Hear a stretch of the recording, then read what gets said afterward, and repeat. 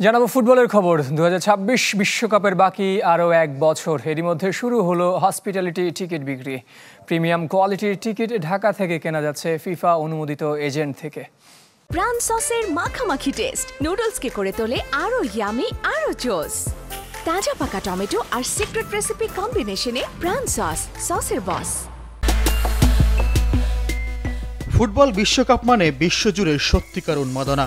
আসর থেকে আসরে বাংলাদেশের দর্শক আগ্রহের কমতি নেই।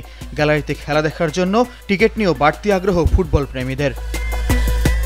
বিশ্বকাপের বছরখানেক হাতে রেখেই প্রিমিয়াম কোয়ালিটির টিকিট বিক্রি শুরু হয়েছে, যা কেনা যাচ্ছে বাংলাদেশ থেকেও।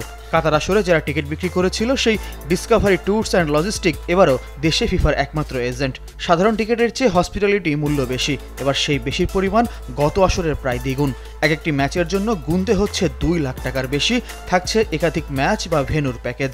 হসপিটালিটি টিকিট যেটা থাকে সেটা একটু better, viewing position better, sitting arrangement better. যে স্টার্টিং প্রাইস আমরা পাচ্ছি সেটা $1800 উপরে, অর্থাৎ $1800 প্লাস শুধু টিকিটটা পাবে, আর ম্যাচের দিন ওখানে হসপিটালিটি বেনিফিট যেগুলো থাকবে সেগুলো তারা পাবে।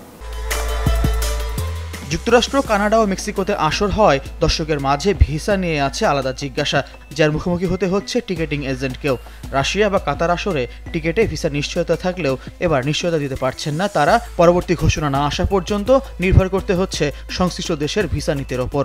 ম্যাচের সাথে এবার আসলে সেভাবে ভিসাটা আসবে না, তবু আপনি ম্যাচটাকে সাপোর্টিং ডকুমেন্ট হিসেবে, অর্থাৎ টিকিটটাকে সাপোর্টিং ডকুমেন্ট হিসেবে আপনি অ্যাপ্লিকেশন করতে পারবেন।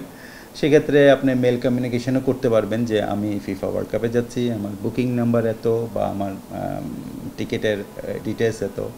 সো আমার ভিসা প্রসেসটা তাড়াতাড়ির জন্য করতে পারবেন, এবং হয়তো বা এটা একটা বেনিফিট হতেও পারে, যেটা এখন পর্যন্ত কোনো এমবাসি আমাদেরকে সরাসরি বলেনি, বাট আমরা হয়তো ধারণা করছি যে এটা হতেও পারে।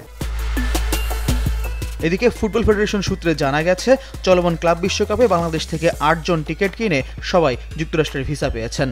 2026 বিশ্বকাপে গ্যালারির টিকিট বিক্রিও শিগগির শুরু করবে ফিফা, গত আসরের মতো, যার সিংহভাগ মিলবে অনলাইনে। ফয়জুল ইসলাম, চ্যানেল 24, ঢাকা।